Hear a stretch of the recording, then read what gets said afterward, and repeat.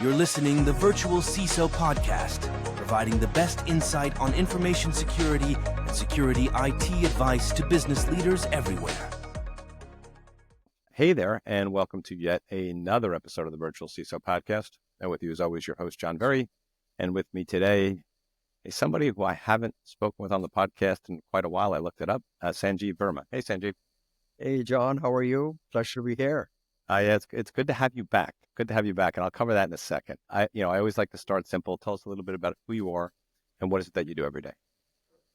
Well, I'm chairman and co-founder of a company called Prevail, Preveil, and we are providers of an end-to-end encrypted email and file sharing system, along with documentation that helps in defense contractors, healthcare companies, and others, but specifically defense contractors, comply with CMMC and ITAR and DFARS regulations. I think we're, even though a small company, probably the largest provider of CMMC and NIST compliance services to the SMBs. We've now, since we last spoke, 1,500, additional customers, and but at heart, we're a cybersecurity company first, and a company that uses its strong heritage of cybersecurity to really make compliance simpler, cheaper, and easier for small and medium businesses. Good. And for the record, for anyone listening, we're fans of the Prevail solution. We have recommended it to a number of clients, and they are all happy and feel like it does what they thought it was going to do, which is really all you want. Last time we chatted, I always ask, what's your drink of choice? Last time I know we got into a very interesting conversation about wine. I don't remember it all, but I do remember that there was a particular wine that you told me about that I hadn't known before, and you promised to send a bottle, and you never did. So that's really the prevailing memory of our last call. We need to find out what that bottle is, and then I don't know, but it was very expensive. That's what I remember clearly. So, are you still drinking a lot of wine? I do, but I'm going to talk more in this segment about my other interest, which is I'm going to talk about green tea today. Yeah, so I happen to enjoy and start my morning off with a green tea. I'm a huge fan of Japan, and so over the years I've developed a kind of a reverence for not only the tea, but the way it's consumed, the thoughtful and mindful way in which the Japanese have made it a part of attentive consumption. And so let's talk a little bit about my other vice, which is green tea. So matcha, jikuru. So I have essentially like what's your because there are some great.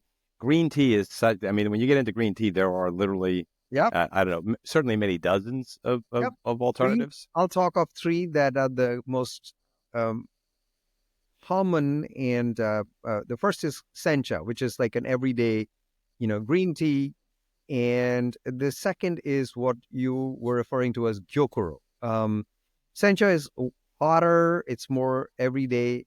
Gyokuro is consumed more at 50 to 60 degree temperatures. It's cooler, sweeter slightly, and in smaller quantities.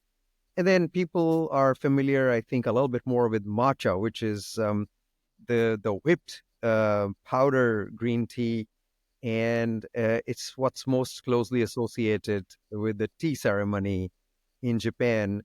And so I kind of enjoy sencha on a daily basis, and matcha as a specialty. And what's been an interesting thing for me is that the preparation of these things requires precision.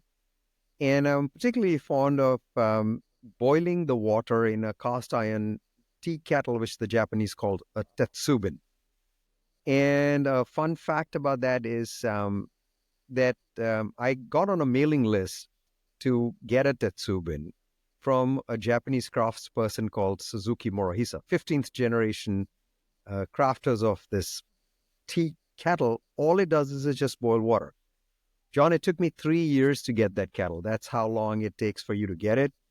But it's an exquisite piece of art, very, very simple, beautiful and perfect in what it does. And I start my morning with a sencha brewed in my tetsubin. I have a Japanese friend who is very into it the same way and has probably the same. And I won't dare say what they cost because I know what he spent on his. But I agree. I'm honestly they're wondering. amazing. Yeah, it is. It's a piece of art, and it is. It's almost in a weird way an experience, a religious experience to do it. You know what I mean? So yes, I absolutely agree. I think it's I'll call it akin to a spiritual experience, and there are two aspects of it that appeal to me. One is that one pays attention, and too often in our lives, we're not paying attention to each other and to the things that we're consuming and interacting with. And so the act of having the tea um, in the way in which the Japanese, do makes me be attentive to things. And the second aspect of it, which I enjoy again starting my morning with, is with this 14th generation cast iron teapot, and it embodies excellence. It embodies an extreme simplicity and refinement and excellence. And I think those two attributes set the tone for the day, for being attentive and for pursuing in every little way that I can, in every little way that we can as a company, the spirit of getting better and the pursuit of excellence. Yeah, and I'm not gonna, and we won't talk anymore about tea, but I'm not gonna get mad at you for telling me that I've been mispronouncing Gyokuro and drinking at the wrong temperature. Well, I will say one thing as we move on.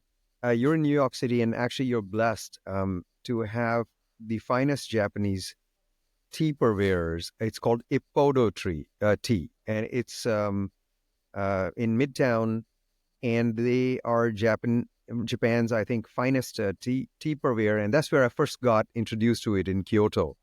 And then I'm so delighted that now it's in New York, and when I'm there, I often go and have a cup over there, but I certainly order online from Ippodo. It's IPPODO tea in New York City.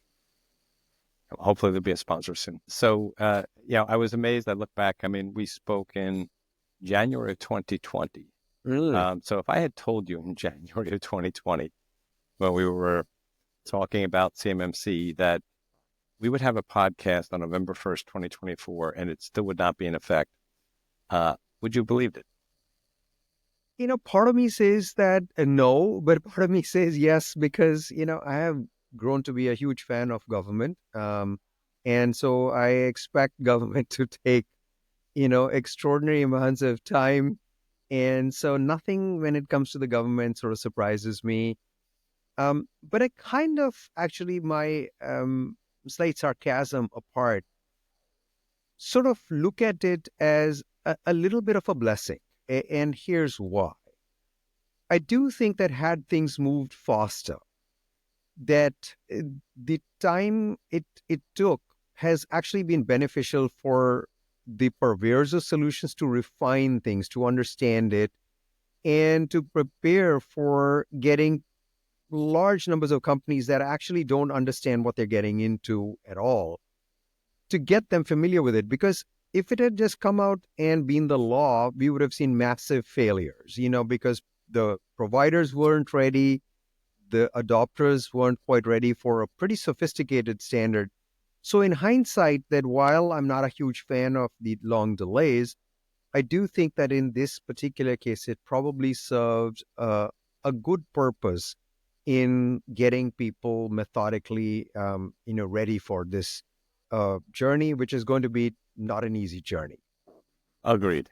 So it's been a crazy 5+ years at this point since Yep. we've really been talking about CMMC. So final rule, October 15th, published, goes into effect on December 16th. It's 400 pages long. So I'm Yep. going to assume the vast majority of the folks who are listening to this or who have listened to this have not read the entire thing, as most of us haven't. So what I'm hoping we can do today is just go over what I'm going to call the most important elements of that rule, and give people the sort of the clip notes, if you will. Happy to do that. We have certainly had people, I will admit, I haven't myself read it, but teams within Prevail have read every single page of those 400. So let's get into it. Where do you want to start? What would you say is the most significant element to discuss? So I think let's go into the Cliff Notes version of it. The first thing I would say is let's start with the fact that I don't think that there are very many changes that are surprises. So the fundamentals remain the same as what everybody was expecting, which is that it requires companies that hold control on classified information. And I should start by saying, I'm going to focus my discussions at level 2 in companies that are handling CUI. We will not address very much about level 1 and level 3. So if you're at level 2, you're a company that has DFAR 7012 clause in a current contract, you handle CUI. And so the rule reaffirms and says, you got to implement the 110 controls of NIST 800-171. And for the most parts, with very few exceptions, you have to get a third-party assessment from what's called a C3PAO, a CMMC third-party assessment organization, to basically certify that you meet those obligations. And that's what's going to be increasingly required for you to be eligible to bid on defense contracts. So that was the first element of the regulation. The second element of the regulation was that it specified that there is going to be a 4-year phased rollout. So, as you mentioned, the regulation goes into effect on December 16th of 2024, this year. And what that means is that assessments can begin on December 16th by C3PAOs. But there is a parallel regulation called CFR 48 that is still in the works. Its comment period has ended. And that CFR 48 is actually what allows the DoD to insert CMMC as a requirement in future defense contracts. That is expected to be the law sometime middle of next year. So when do you expect to see it in contracts? Middle of next year. So with that, what's this 4-phase rollout? So phase 1 is going to be, call it middle of next year to 2026. And in that, there will be select contracts that will require CMMC. That's when the program kind of gets going. And there may be some room for self-assessments to be accepted. But since there'll be CMMC assessments going on starting December 16th, you will start to see a few contracts, and primes will start to say, hey, listen, if I'm putting a bid together for one of those contracts and we don't know what those contracts will be, it will start separating the folks in the defense industrial base from those that have prepared and are ready for compliance versus not. So that's phase 1. Yeah, and the primes are already starting to tell people, like, look, we want you to get certified early on in the process. Even if it's not a requirement of the contract, we feel that it makes our team a stronger team to be able to demonstrate that everyone has their CMMC in place. And that's a very critical point, because when I speak to these 4 phases, people may grossly misunderstand that, first year, a few contracts, and in the second phase, as I'm going to say shortly, more contracts. So that means I've got a lot of time to do so. And that's completely wrong, because the government's perspective is, look, you were required to fulfill DFAR 7012, which means you were required to have NIST 871 protections for the past several years. Yes, since 2017. I mean, this is 7 years, 7 right? years. So this is not a new requirement. And anyone who says, hey, this is crazy, you're putting all these new requirements on us, we're not putting any new requirements on you. Yep. These are, in fact, if you tell me they're new to you, that means that any contract, any invoice that you've sent is subject to the False Claims Act, because every invoice says we are compliant. Absolutely. And so the first part of it is that you were supposed to be compliant with those regulations. And all CMMC is saying is, I'm not going to just take your word for it. I'm going to have an assessor assess that. And what you correctly pointed out is, if you're a prime and saying, I'm going to go put a bid together, 2 things drive their thinking. Number one, they don't know what contract could ask for CMMC. And therefore, they have to be prepared to bid on any contract. And second, if you're a supplier to them, you don't know which supplier is going to be required for which contract. And so if you're a supplier, unless you're prescient and I know exactly which contracts or that you've decided to sit it out, then you have to be prepared, even though you may not be certified, but you got to be prepared, because then you can tell the prime, look, I'm ready. And as soon as the contract comes, we're ready to go. So the phase one, while it'll have less number of contracts from the perspective of a DIB company, you got to be ready right now. And if you haven't started, as you, John, correctly pointed out, A, you're subject to False Claims Acts right now. B, better get started, unless you're saying, look, I'm getting out of this thing, or I have decided not to, bid on this. So Yeah, on that new contract thing, I also heard an interesting perspective from a prime I was speaking with. They said even if the contract doesn't require it now, Yep. we know that as rollout goes on, that it might require it on refresh, right? So a year in, let's say they want to renew the contract. At that point, the clause might be in place, and they don't want to partner up with somebody that becomes integral to the program and then has to be removed from the program because they haven't achieved CMMC. Very critical. And so that's the other part, which is you correctly point out that, look, if you have an existing contract, they could convert that into requirement for CMMC. So bottom line is you have to be prepared right now. There is no skedoodling out of this thing. And there's a difference between being prepared, which means ready for assessment, and actually getting assessed. And it may very well be that you get assessed in 2026 or whatever. But let's say that, a prime calls on you. You say, look, I'm ready. Here's my documentation. Here's my self-assessment. And if you want to bid, we'll immediately go in for an assessment. Or if you don't have to, wait till 2026. But I want to draw the distinction between being ready is absolute criticality. And then when you get assessed, could be in 2026, 7, because then those subsequent phases come in. And the phases really are in 2026 is phase 2. More contracts are going to have CMMC clause in there. 2027, level 3, which has even more requirements, will apply to a subset of the biggest primes, but more contracts will require even more. And then in phase 4, all contracts more or less will require CMMC. So that's the second aspect of what the regulation said for phase rollout. Quick question for you. Yeah. On the CFR 48, do we know, is that restricted to just DoD, or NARA classifies 20 or so groupings of CUI, of which defense information is one. Yeah. Right. So financial, the law enforcement data, things of that nature are also considered CUI. Sure. Does this vehicle open up the idea that we're going to start, because we're seeing it in like universities right now, like a lot of universities that are processing CUI as part of their research are being pushed to 80171, and they're even going to CMMC already. Do you think that this contract, the vehicle that is being put in place, has the ability to immediately be leveraged by other agencies to protect their CUI? Great question. So CFR 48, as I understand it, specifically applies to DFARS, defense acquisitions. Universities are obviously included because they're beneficiaries of DoD funding, and so CUI and CMMC applies to them.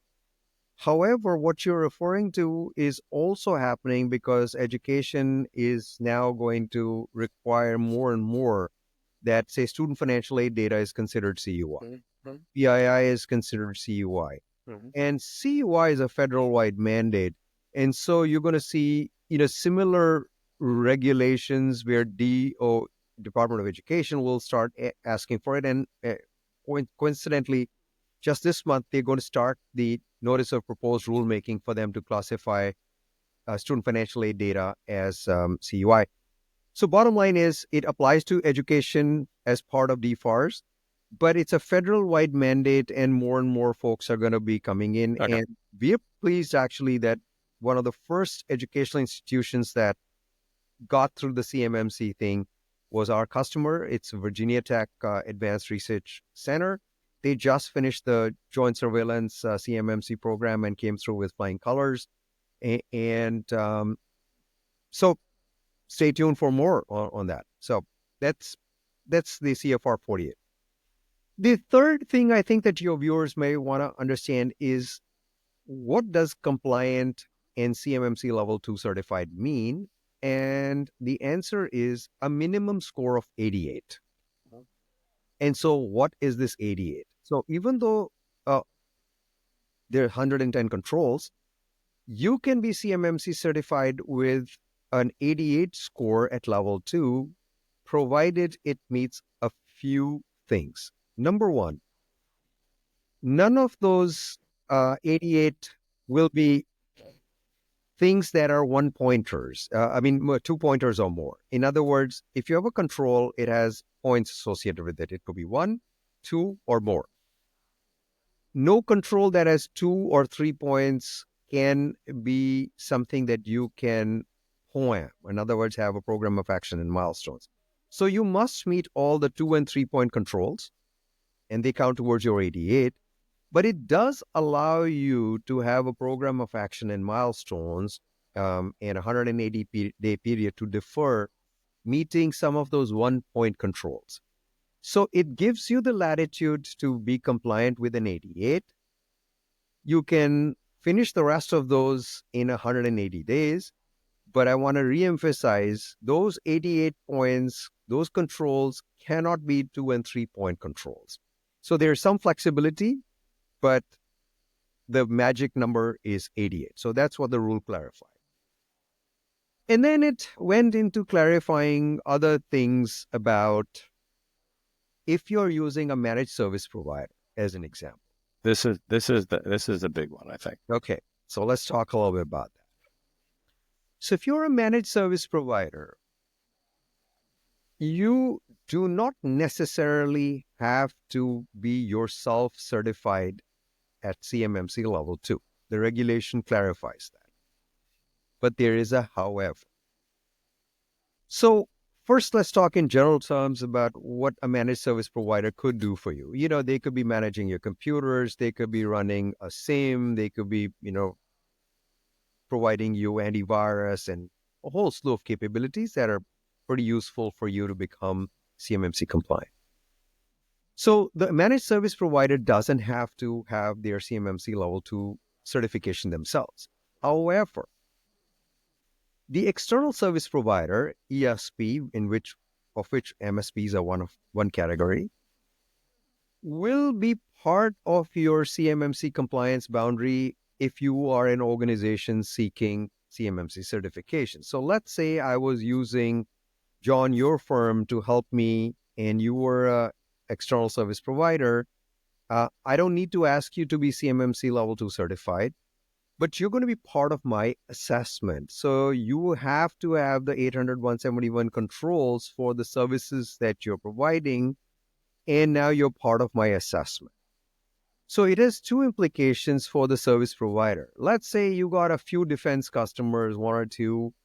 Fine, you implement the controls, you be part of the customer's assessment, and you're okay. But if you got a lot more defense customers, then you're actually better off being CMMC level 2 certified yourself, because otherwise you're going to be part of every single assessment. You got to sit through the assessment, and it's a royal pain.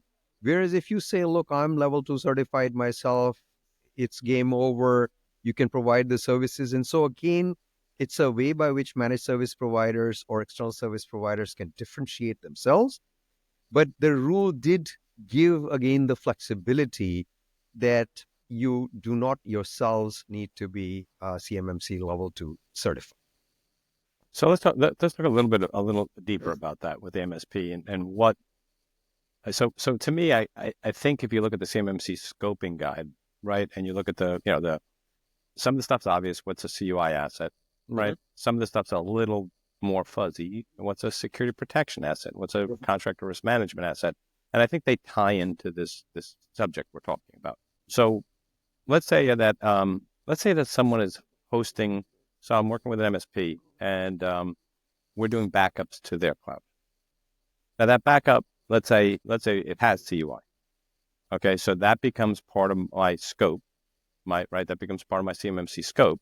So what's going to happen is during the audit, I need to validate, or the auditor needs to validate, that the the ESP is protecting the relevant controls out of 171 that apply to that, what now becomes a CUI asset, right? That's going to be the obligation of the auditor and the obligation of the entity that's outsourcing to that ESP to validate, correct? Mm-hmm.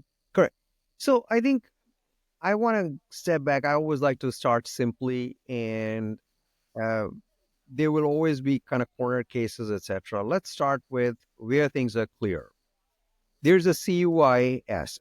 And what is a CUI asset? If you are storing, sharing, processing CUI, using some technology to do that, that's a CUI asset. And, at Prevail, we store, process, and share CUI, though if we do it fully end-to-end encrypted, so in a sense, we don't actually see it.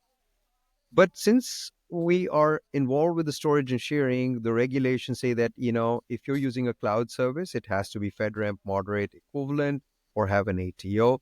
It's very clear. And the regulations for what equivalent is are defined by the DoD. All of that is super clear. Now comes the next level of what's a security protection asset. So let's say you're a managed service provider and you're providing a service like antivirus or something that is not storing, processing, or sharing, CUI, but is actually being used to protect the technology, as an example, that is storing, processing, and sharing CUI. So that's the difference. So it's a security protection asset. It doesn't need to be FedRAMP moderate equivalent. It doesn't need to have an ATO. That was clarified by that. So CUI, very clear. Security protection asset is an asset that's protecting the CUI, store, share, and protect, technology. Then comes these kind of contractor risk, assets, which are, it's not really expected to ever store and share CUI, etc., but could accidentally or, for some reason, touch CUI. And so they clarified that, look, if it does something like that, then you should have an IST 800-171 control over it. And then the final thing that the regulations, I believe, have clarified is that if you have these things called specialized, OTs or specialized assets, think of IoTs. And they basically said, look, just list those things. They don't really need to be, adhering to NIST 800-171. Now, will there be some gray areas over here? Absolutely. But it does clarify and says, look, if you're storing, processing CUI, here's what applies to you. If you are a security protection asset, here's what applies to you. If you're a contractor risk asset, what? Well, let's put down a couple of simple examples to pass that test, because I think it does get fuzzy, I think, relatively fast, right? So again, going to someone is storing, my MSP is storing backups in their cloud, in their environment. Is that considered? So we'd argue that's a CUI asset. By definition, are they a CSP at that point? Because they're not from a NIST 800-145 perspective, right? Which is the government's definition of a cloud service. They're not a cloud service. Yeah. So are they a cloud service or not at that point? Look, I'm speculating on it. I cannot opine on it as a definitive authority, but we have to wait and see. But I would say that I think that they would take the position that if it's a backup, in essence, you're not a cloud service provider. That's the right way to look at it. But I think that a pragmatic way to kind of deal with it would be to say, listen, the backup is an encrypted back, so we don't see it. And that kind of helps you make the further case that it's not really, doing so. Time will test these kind of. Okay. All right. Now, another use case, right? What if we've got an MSP? They're just providing, break fix on sites, logging into our systems and things of that nature, but they're not taking any of our data. So they have administrative access. At that point, they're an ESP. Yep. They're within our scope. But I'm curious what you think, what controls would apply to them? Human resource controls? Like, do we know how we're going to define what controls are relevant to that use case? Again, this gets into those very specific things about how exactly they're doing. I would think that, some of these access control will probably apply to them. But I think that careful design of your CMMC program to kind of minimize the exposure and minimize the access that they have is what I would say is the prudent thing to do. So Absolutely. try to limit it, if you're an external provider, to the bare minimum, as opposed to trying to argue, well, I got access to everything, and now I'm having some kind of legalistic argument that says the regulation shouldn't apply to me. Kind of commonsensical advice that I would offer.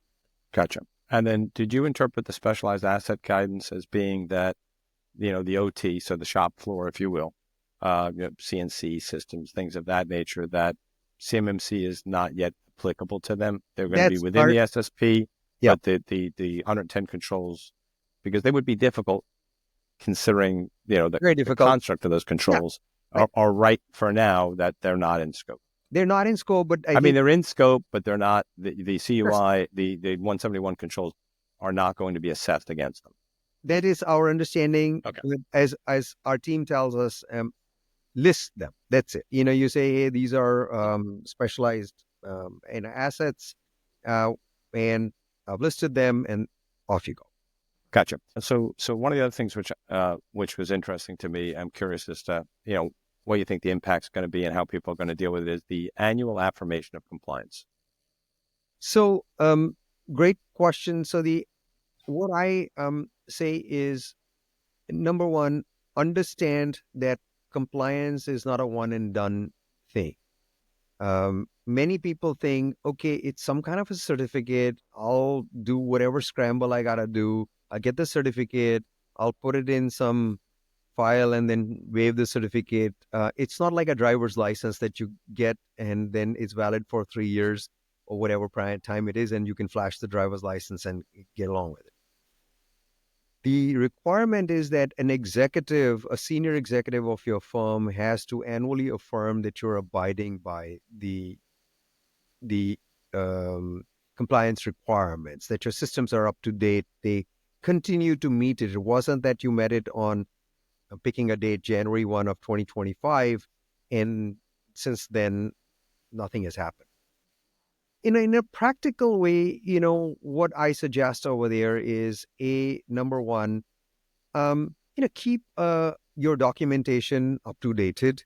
And at Prevail, this is one area that we actually help a lot with. So we found very quickly that not only do we need to go and protect CUI with our end-to-end encrypted email and file sharing, but we also now provide very thorough and very extensive documentation to our customers on how the control is met and how they should meet their part of the controls, etc. So it saves a lot of money, but it also helps them meet this ongoing obligation because we are providing them the docs, we're updating them. They can basically go and then say, hey, look, here's our docs, they're up to dated. We can now, based on, what the vendors providing us, plus our internal processes, etc., use them as an objective means to say, I can affirm that I am compliant. So if you're a CEO, that's a much better way for you with objective evidence and updated docs versus, again, trying to wing it and say, okay, I got it at that time. Now I signed something. But if they poke a hole in there and saying, well, what about this control? Did you update it? Did you do X with it? Has your process, been updated? And you say, oops, I don't have any process with it. So we look for ways to simplify it for our customers. And the way we're doing the affirmation requirement is by saying, look, here's the documentation. We'll keep it up to date. And it makes it a lot easier for you to affirm it annually. Yeah, I wonder if it's going to. So one of the byproducts of Sarbanes-Oxley 404, which has similar requirements, right? Someone in senior management needs to sign off on the controls over financial reporting. That has launched a cottage industry worth, hundreds of millions, maybe billions of dollars, right? Because no one wants to sign off on something without some evidence of how a basis for their opinion, I guess is the way I would say. Exactly. So I wonder if we're going to see, again, the same hesitancy by senior management to sign off Risk False Claims Act type activities. And hey, I should have a third party come in and then I can sign off. I mean, my affirmation is based on, hey, I hired a qualified third party to validate this. That's the basis for my opinion. And in the event that something goes wrong, that they would, at that point, they wouldn't be quote unquote held liable in any way, right? Because they had a valid basis for their opinion. So I think that's fair, and I think organizations are going to fall into a couple of categories. I can see a larger organization being a customer of the cottage industry that you refer to, which may very well be, look, if you're helping a company get compliant, you can offer them a service that says, look, for a couple thousand or whatever, maybe a little bit more, you'll go the next year, you'll go and take a look at the docs, and you say, I've looked at it, it looks fine, executive, you can sign up. In there, you have as your objective evidence Prevail's updated documentation, because we are proactive with it. We're going to go provide you with documentation, and we touched like 102 controls out of the 110. So we'll say, here's the updated doc, and so in your case, you can use that. There may be a second category of smaller companies that, probably don't want to hire, people to kind of do that. And in that case, again, we say, hey, here's the objective evidence from the vendor, etc., and you can use that as a basis for you to kind of do that. But under no circumstances should you ignore and say, I have no objective basis to sign this thing, and I'm kind of winging it. In that case, you are taking legal and undue business risk. The one thing you keep referring to documentation, let's just make sure, in my humble opinion, documentation is not only policy, procedure, standard type stuff, but it's also going to be the operational artifacts to evidence the fact that these things take place. Yes. Right. So if we're saying you're doing user account management reviews, it's not the fact you have a policy that says that. It's the fact that you have a policy. The policy dictates X, Y, and Z, and we have artifacts to illustrate that the policy is being adhered to X, Y, and Z. You are absolutely correct. And so when we say that we provide documentation falls in various categories. So you look at the Prevail documentation, it'll say, look, of these 110 controls, 38, I'm picking a number, you're inheriting full from us. And so now when you look at our documentation for next year, you'll have affirmation that for those blocks of controls, Prevail is saying, yep, it's up to date, etc. The second block is where we're saying there's a shared responsibility. You're inheriting some controls from us. You have certain responsibilities. And it may be that in one of those alludes to the kind of thing that you referred to, which is, hey, I have a policy that somebody reviews X control on a monthly basis, and therefore that artifact is provided associated with that. And on the Prevail part, for example, if there are artifacts on, as an example, hey, do you have FIPS encryption? We are updating you. Here's our newest certificate and so forth. So you're absolutely right that the objective right way to go and affirm that is both through, us making it easier for you with what we provide, and for you to then, also be mindful that here's the artifacts that I need to provide, and actually do that. Because when you do that, life becomes easier. And I go back to the point that we started with, which is, don't try to play with fire by saying, I'm just going to go sign a piece of paper over here because I got my driver's license 3 years ago and I have done nothing associated with it. That is definitely not what is advisable. And again, the regulations are clear. The CMMC thing says it requires annual reaffirmation. So one of the things which I found problematic, if you will, about the original CMMC standard was that there was no specific flow down requirement within the standard. It existed just in the DFAR 7012 clause. Yep. Did they correct, so does the flow down requirement of CMMC happen still through the same DFAR 7012 clause, or are they doing it now within the actual CMMC framework itself? Good question. I don't know. Because technically there was this whole thing where the C3PAO, was just assessing you against CMMC, not the DFARS clauses, right? That is exactly correct. And there's an incident reporting requirement within DFARS that doesn't exist within CMMC. Mm-hmm. So I was curious if they rectified that. I felt like it was a gap in the their I implementation? don't know. And so you're absolutely correct that, today if you do a C3PO assessment, the assessment for, say FedRAMP equivalents, etc., that's the DFARS part, the incident reporting requirements, etc., they do come, and DIPCAC actually does that on at least the JSVA assessments. From a simple perspective, I will say this. I'll take a look and see if CMMC has addressed that. But it is a given that for any organization that's listening in, flow down is essential. So in other words, whether it's DFARS or CMMC, if you basically got a CMMC contract and you got, 3 sub-suppliers in there, that CMMC obligation does apply to them. You got to go pass that along to them and to their suppliers. There's no question about that. Yeah, one way or the other. And not that this is the definitive answer, but ChatGPT seems to think it's actually both in DFARS and the CMMC. Absolutely. The flow down, I was just not clear about, the C through G parts, but I'm not sure. I'm not sure either. That's why I asked. And I'm sure it's in the 400 pages. I just haven't gotten to it.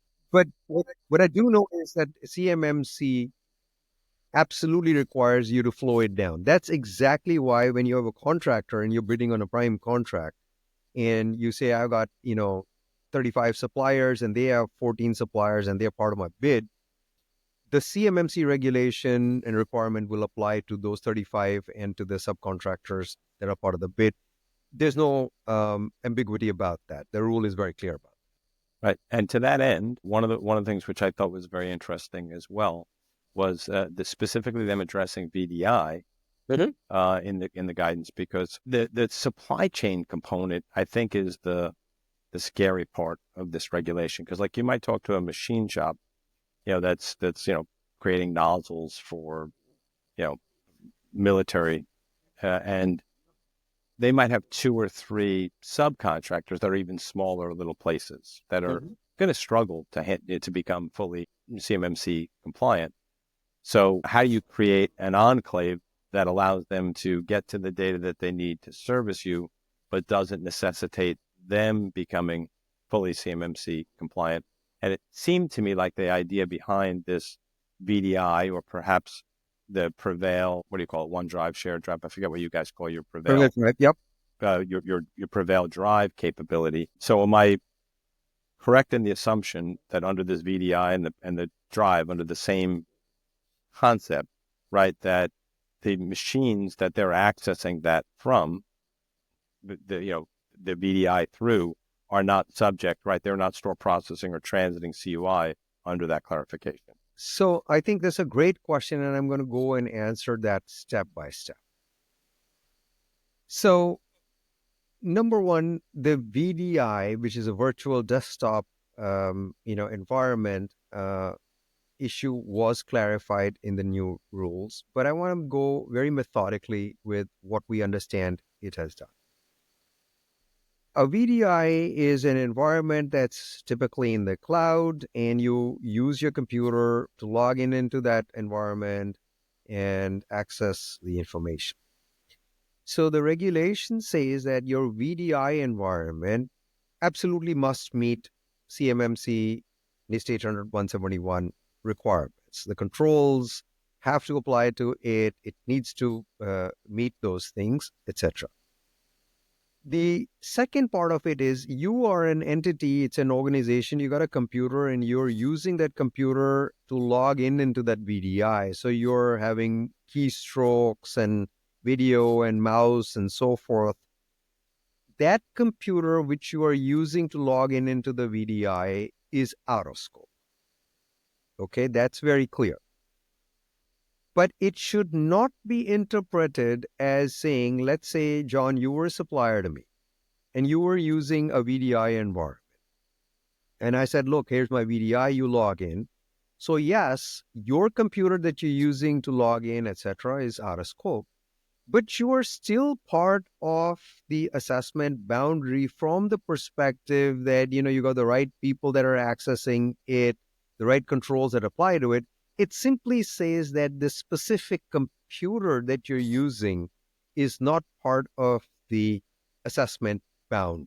So I guess we could assume then that, like, say, human resource, screening, security awareness, education controls relating to the entity or the individual that might be accessing it It'll be interesting physical security, right? Because access control, right? Yep. Because we still, if the authentication is being served locally versus coming down from, or SSO or something of that nature, that might be, so it's going to be sort of figured out on, I guess, depending upon the exact way you do things. We have the clarification that the network that transits the data to that point and the device itself, those 871 controls are not in play. We don't know what other ones are going to be in play at that point. I think for the general audience, which is probably the average person, I want to be very clear on a couple of points over here. I do not want there to be any illusion or misunderstanding that says I have a VDI service and the VDI has CMMC compliance associated with the desktop infrastructure, the VDI infrastructure. And so all I do is I just go and log into that, and therefore I'm compliant. That is absolutely not the case. All it is doing from a VDI perspective is it's simplifying your compliance to the extent that your computer is not considered in scope, but you are an organization that has the rest of the requirements of proper training of your people and how to use it, 800/171 controls and processes, etc., apply to you.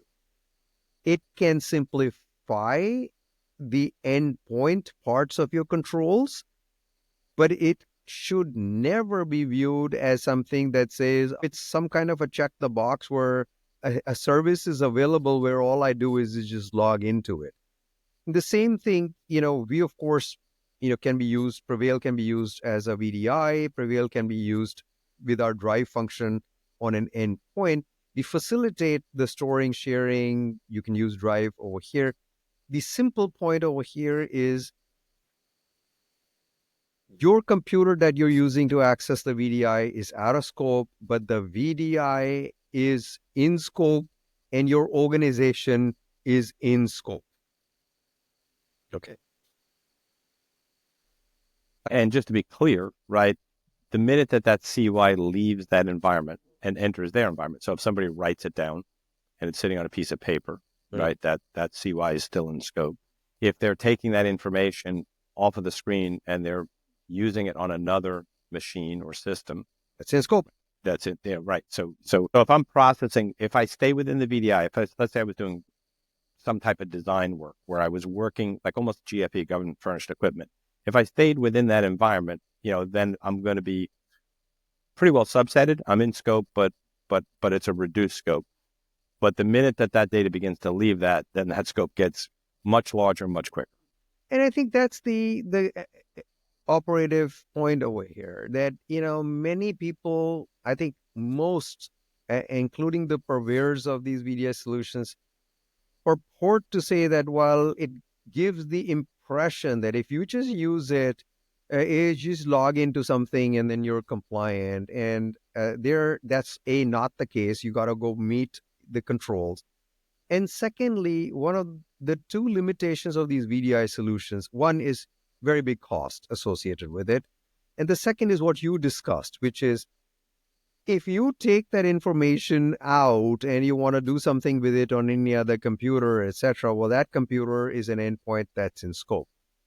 And so what I often say is don't be that afraid of an endpoint. The purpose of NIST 800-171 wasn't that your endpoint, it has so many requirements on it that it is scary to go meet it.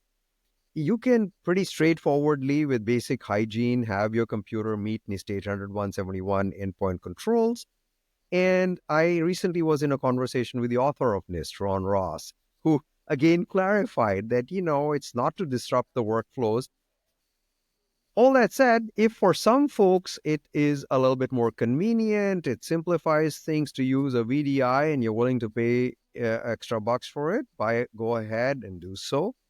And for others, you say, okay, I'll just make sure with an MSP that I have my endpoints, which is my computers, in scope, and I have an antivirus on them, I have two-factor on them, I have encryption at rest.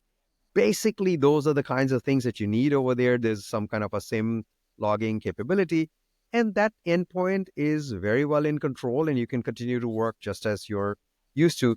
So don't be afraid. Don't be afraid of the endpoint controls and only use these VDIs if it truly makes your life easier and not because you think that's the only way to kind of meet it and it's horrendously hard to do so with your standard computer. It's not horrendously hard to do it with your standard computer. All right, we beat this up pretty good. Did we miss anything? I don't think so. I think we basically have talked about all the basic changes that are coming, and I'll simply say what the key takeaways should be. Get prepared right now if you haven't already started, because it's here, it's not going away. Start implementing your program if you haven't already started doing it.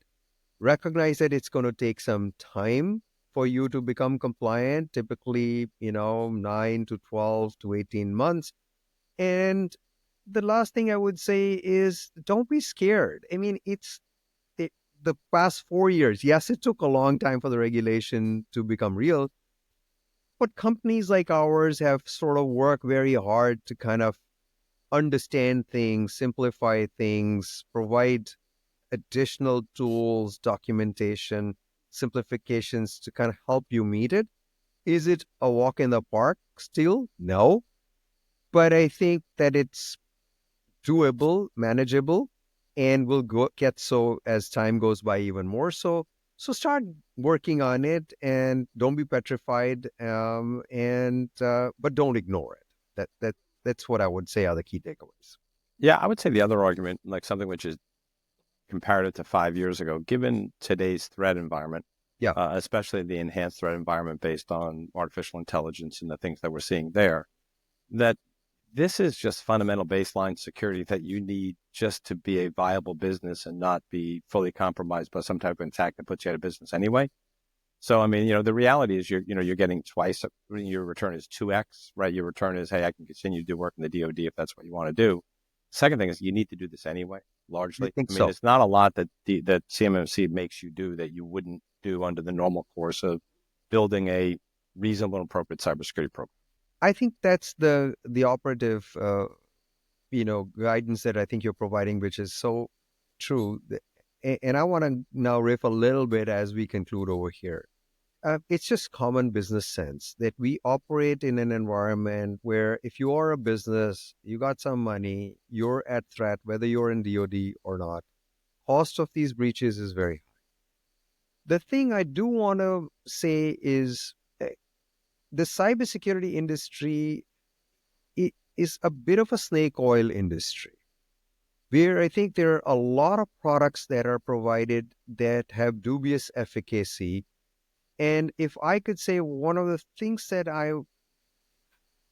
very much bothers me is that in this compliance pursuit, whether it's CMMC or anything, people just try to check the box, which is understandable, but ignore actual cybersecurity. And so this is an opportunity for you to be really, really taking cybersecurity seriously, because you can get compliant with CMMC with a legacy solution that's not that much more secure, but it's compliant. And we come from a perspective, and I come from a perspective back to the Tetsubin example and the spirit of doing things right. Find out what real cybersecurity is. And that really means the notion that can your CUI be protected even if a breach occurs on a Prevail, on the servers, on the admin? Because that's reality. There is no solution that can prevent an attack from taking place. But now we have solutions, including those that, use, for example, end-to-end encryption, where even if the server that's holding your CUI is breached, nothing happens because the stuff is encrypted. If your admin doesn't have the rights to decrypt everything, nothing happens because the admin can't get to the information and there's no fundamental breach. And HIPAA, as an example, has, breach notification exemptions. So if your information is encrypted, you know, John, very well, that if you are breached, you don't need to basically go and report it. ITAR now says that if you're end-to-end encrypting stuff, you can basically store and share that without needing to meet the US person's requirement for the cloud provider, etc. So I think that when we do this thing, pay attention to actually using the very best security, which truly means breach resistant security and using encryption as your friend versus just trying to say, let's find the simplest way to get compliant, because it doesn't help you when you get breached. It doesn't do any good for you as a business. So do the right thing. Sanjeev, thank you. I appreciate you coming on today. Always good to catch up with you. If folks want to contact you or Prevail, how would they do that? So 2 ways. And number one, they can reach out to info@prevail, preveil.com, and or schedule a meeting right on our website. If you have any compliance questions, we offer a 15-minute compliance consult. It got lots of CMMC certified experts on staff who know a lot more than I do. And that would, I think, be the best way to kind of reach out. If for some reason I personally can be of help, it's Sanjeev, Sanjeev, @prevail.com. Awesome, man. Thank you. If I don't speak with you, have a great weekend. You as well, John.